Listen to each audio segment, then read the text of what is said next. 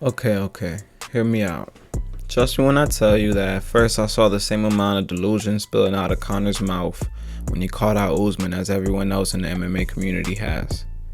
But then I started to ponder on how someone who used to be able to convince me and most MMA fans that he can beat the greatest boxer of all time, but yet he sounded completely nonsensical when saying he could beat Usman, a man in his actual sport. So then I realized that it isn't just now that Conor has this delusional confidence. That's always been him. That same delusion is how he became a double weight champ before getting in the UFC. It's how he beat Aldo in 13 seconds. It's how he conquered Alvarez for the lightweight belt. Without that sense of delusion, Conor would not have been Conor.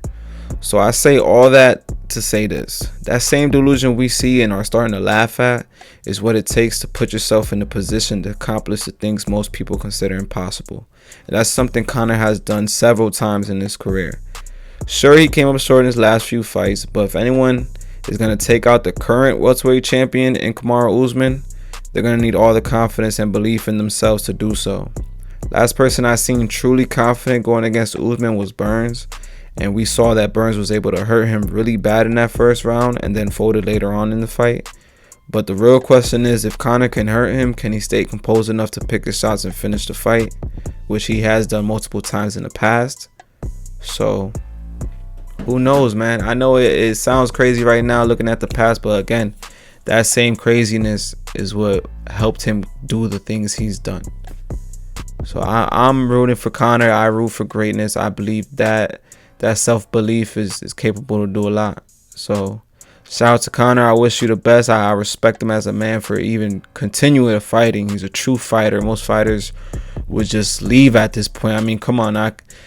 Floyd only fought so long because he was undefeated and he's still retired. Khabib barely fought for, however, this guy is on like a 4-5 lose streak and he's still trying to fight literally the best person, the person that people think is the best.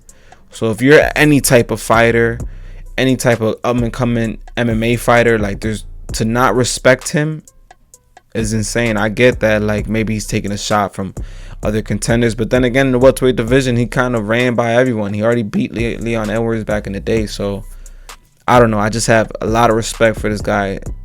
The belief is almost, again, it is kind of delusional, but it's admirable to have that belief in yourself and be willing to go do it. He's willing to go out there anytime and back up his words. Much respect to Conor. I wish him the best.